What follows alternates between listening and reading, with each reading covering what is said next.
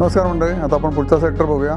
आपण ॲनालिसिस करत होतो 2026 profit versus 2025 profit sector wise आणि कंपनी वाईज. आता पुढचा सेक्टर आपण म्हणतो मेटल सेक्टर. तर मेटल सेक्टरमध्ये सगळ्यात टॉप बिलिंग कोणाला आलं आहे, प्रॉफिटेबिलिटी कोणाची वाढली, तर हिंदुस्तान कॉपर. ओके, जे ग्रीन आहे ना उजवीकडे टी कॉलममध्ये, तिकडे लक्ष द्या, हे वालं ग्रीन. सो त्याच्या एका वर्षात प्रॉफिटेबिलिटी वाढले दुप्पट 1.96 टाइम्स. 2026चा प्रॉफिट आहे 921 करोड आणि 2025चा प्रॉफिट आहे 470 करोड. त्यामुळे ह्याचे प्रॉफिटेबिलिटी दुप्पट झाले आणि 3 वर्षात सुद्धा तिप्पट झालेले. Okay, this is about 3 year ratio, this is 1 year ratio. Okay, नंतर GMDC profitability 1.4 times, Hindustan zinc 1.33 times, नंतर वेदांता लिमिटेड 1.22 आणि टेगा इंडस्ट्री जे कन्झ्युमेबल पुरवते माइन्स अँड मेटल, म्हणजे एस्पेशली मायनिंग इंडस्ट्रीला, त्याचा 0.78 रेशो झाला आहे. प्रॉफिटेबिलिटी कमी झालं आहे. नाल्को 1.09 टाइम्स, म्हणजे 9% वाढला. हिंडाल इज 1%, सेम प्रॉफिटेबिलिटी गेल्या वर्षीची आणि यावर्षीची 16,000 कोटी. ओके, मॉईलची थोडी कमी झाली 4%, आणि ग्राफाईट इंडियाची तर खूपच कमी झाली. ओके, 0.62, म्हणजे जवळजवळ 40% खाली आलेले. That is about metal. Metal सेक्टरमध्ये टॉप बिलिंग कोणाला आहे तर GMDC, Hindustan copper, HZL. Okay, आणि मे बी वेदांता.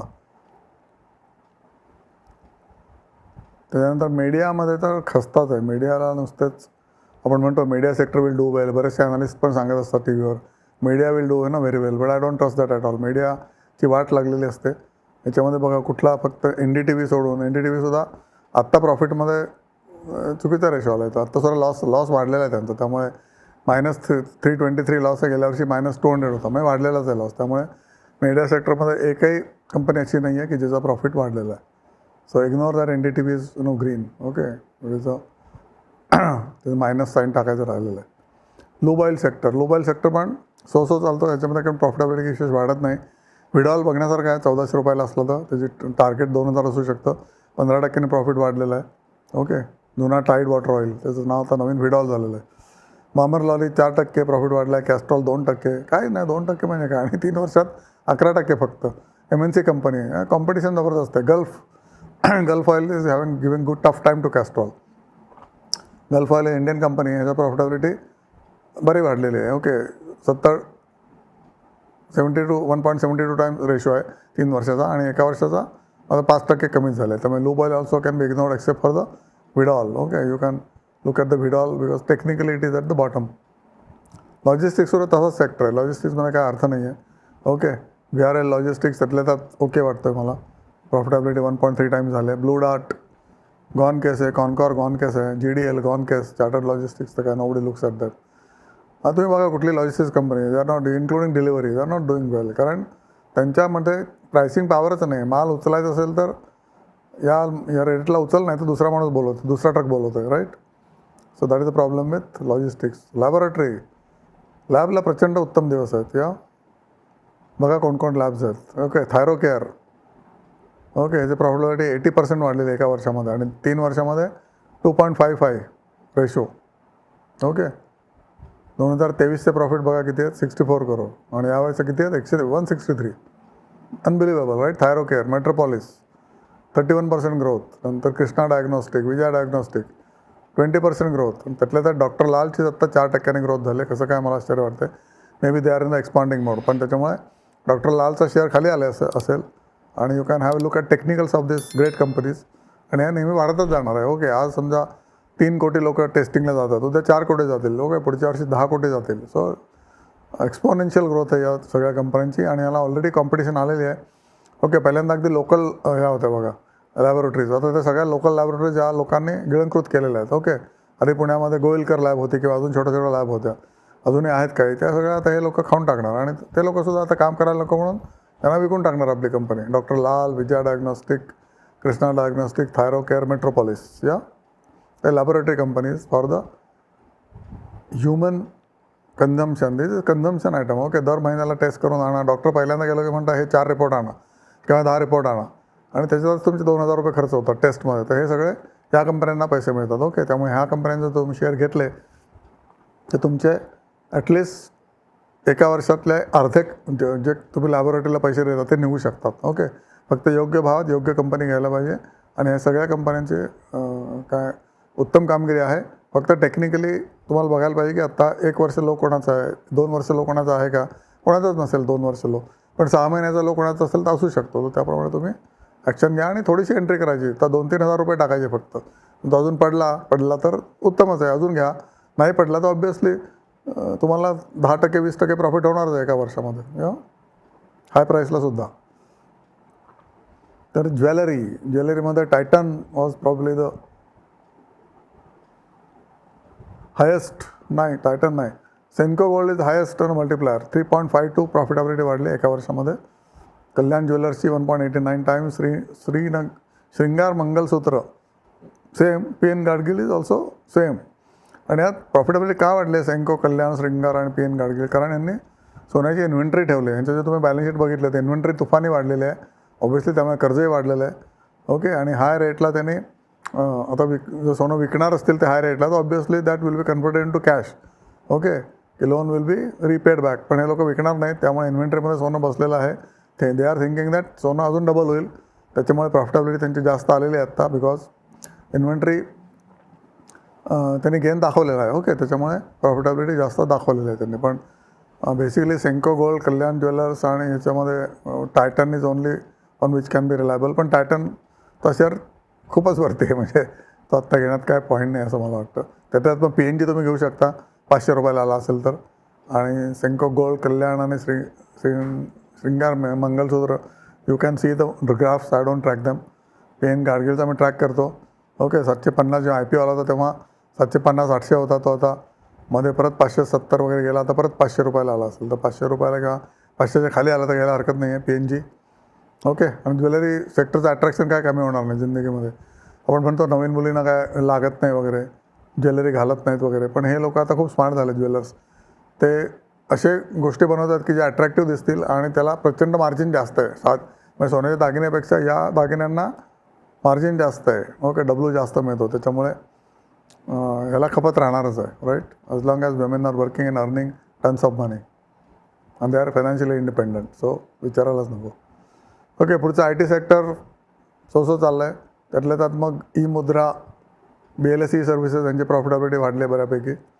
हॅपीएस्ट माइंड्सची पण इतकी कमी झाली होती की आता ती 17% वाढली तर काय विशेष नाही. राईट. किंवा 15% वाढले तर काय विशेष नाही. ओरॅकल फायनान्स 11% वाढले. हा शेअर मात्र एकदम डार्क हॉर्ससारखा पळतो आहे.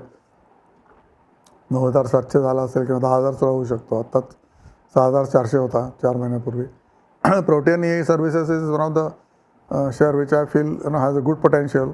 ओके. त्यामुळे हा 500 रुपयाला घ्यायला हरकत नाही आहे. मुद्रासुद्धा सध्या पडीक भावाला घ्यायला हरकत नाही आहे.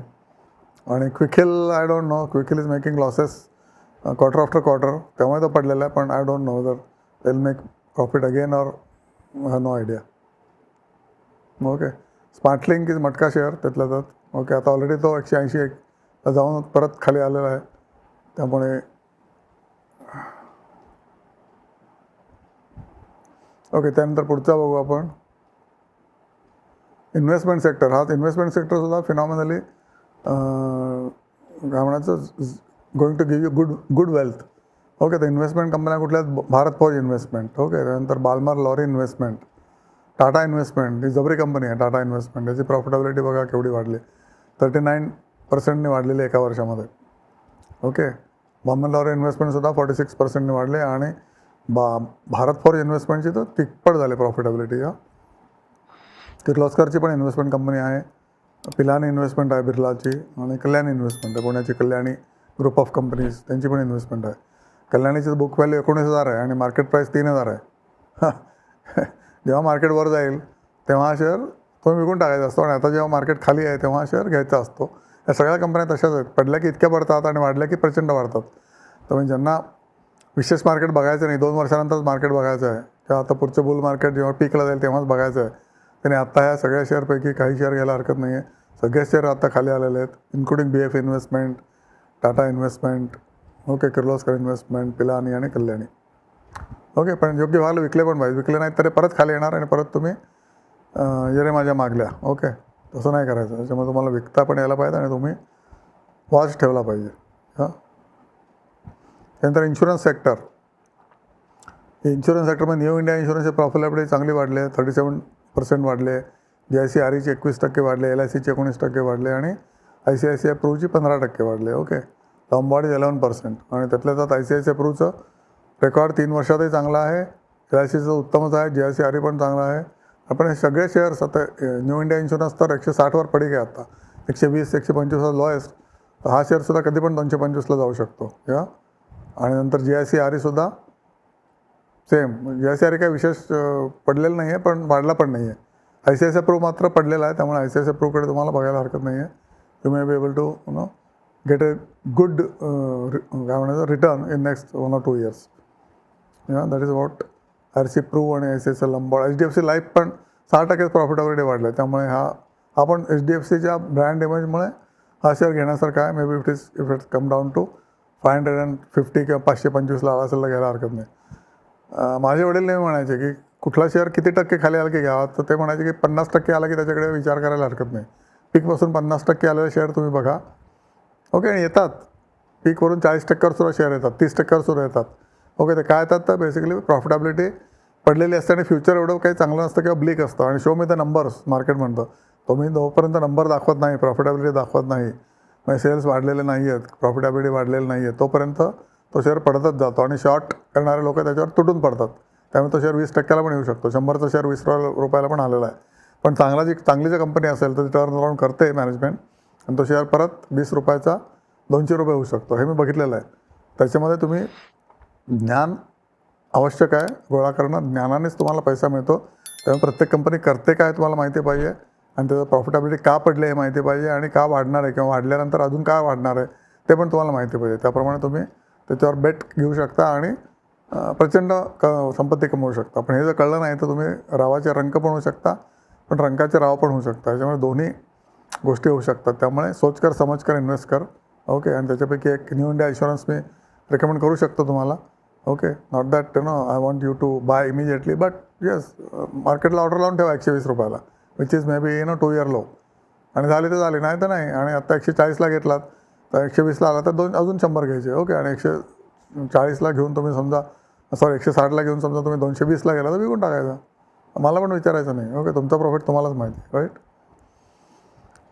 So this is what is the story about insurance. नंतर इन्फ्रामध्ये बघितलं तर ओके, इन्फ्रामध्ये एस्केफ, इंडस्ट्रियल, बेअरिंग, इन्फ्रामध्ये सगळ्याचेच प्रॉफिटेबिलिटी कमी झालेले आहे. ओके, बघा सगळ्याचीच profitability almost it has come down to 20% down. NCC, Ircon, RVNL, Revathi equipment, Indian Hume pipe. Indian Hume pipe गेल्या वर्षी फिनामला प्रॉफिट झाला होता, त्यामुळे तो आता खाली दिसतोय. त्यामुळे इंडियन ह्यूम पाईप घ्यायला हरकत नाही 310 रुपयाला. ओके, गेल्या वर्षी प्रॉफिटेबिलिटी अदर इन्कम काढलं तर 80 कोटीच होती, ती 80 कोटीचा 141 कोटी झाले. Worth looking at.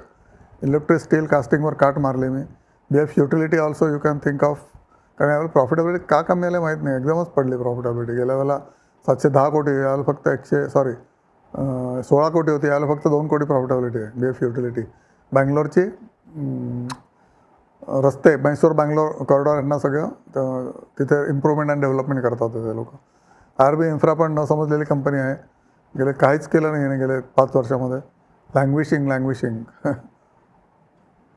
Pune Mumbai expressway सोडला टोल, त्या पलीकडे यांचं काही चाललेलं दिसत नाही. म्हणजे आहे त्यांचे बऱ्याच ठिकाणी टोल कलेक्ट करतात, पण they are not able to control the cost, they are not able to get more contracts, कारण कंपनीची इमेज खराब झालेली आहे. ओके, तशी इन्फ्राची स्टोरी आहे.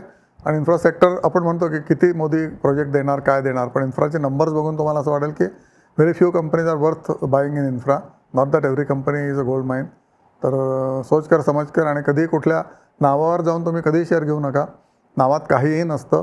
नंबर्स बघायला लागतात, क्वार्टरली नंबर बघायला लागतात, इक्विटी बघायला लागते, किती लहान आहे, किती बॉरोईंग आहे, केवढं मोठं बॉरोईंग आहे, ते किती वर्षात ते देऊ शकतात परत प्रॉफिटेबिलिटीवरून. समजा एखाद्या कंपनीला 3000 कोटी कर्ज आहे आणि दरवर्षी फक्त 100 कोटी प्रॉफिट आहे, तसली कंपनी कधी कर्ज परत देणार हो? त्यांना मिनिमम 500 कोटी नेट प्रॉफिट पाहिजे दरवर्षी, तर ते 3000 कोटीचं कर्ज 6 वर्षात परत देऊ शकतात. ओके, अप्रॉक्सिमेट कॅल्क्युलेशन केलं तर हे सगळं त्याच्या मागचं गणित करायला लागतं, आणि त्याच्यानंतरच तुम्ही इन्फ्रा शेअरला हात लावा, नाही तर इन्फ्राला हात लावू नका. खूप लोकांनी इन्फ्रामध्ये पडलेले आहेत. 20 वर्षापूर्वीपासून जे शेअर्स आहेत ना इन्फ्राचे, ते कुठलेच आता शिल्लक नाही आहेत. ओके, त्यातले काही कंपन्यांमध्ये तुम्ही पण पडला असाल, इन्क्लुडिंग पुंज लॉईड त्यातला एक आहे. हिंदुस्तान कन्स्ट्रक्शन अजूनही लोक पडलेले आहेत. आता 19-20वर भाव आला आहे, पण 170 रुपयाचा भाव 19वर आला आहे. हिंदुस्तान कन्स्ट्रक्शन, गुलाबचंदची कंपनी आहे, मोठा माणूस, शरद पवारचा लाडका, पण कुठे कंपनी आली बघा खाली. त्यामुळे infrastructure is very dangerous sector, आणि त्यांचे पेमेंट टर्म्स असे असतात ना, 5% दर प्रोग्रेस रिपोर्टप्रमाणे, म्हणजे दर वर्षाला त्यांना 10% 20% मिळतात. प्रोग्रेस दाखवलं तर पैसे, नाही तर नाही.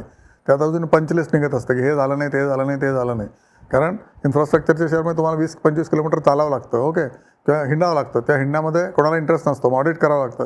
तुम्हाला जो ऑडिट रिपोर्ट मिळतो तो खरा असतो की ते पण माहीत नसतं. त्यामुळे सगळंच अधांतरी असतं. आणि त्यामुळे इन्फ्राचे शेअर्स, ज्याला LSTK म्हणतात, की एका ठिकाणी असलं तर ठीक आहे बा, एका साईडवर HPCLची साईड आहे रिफायनरी, दॅट्स फाईन.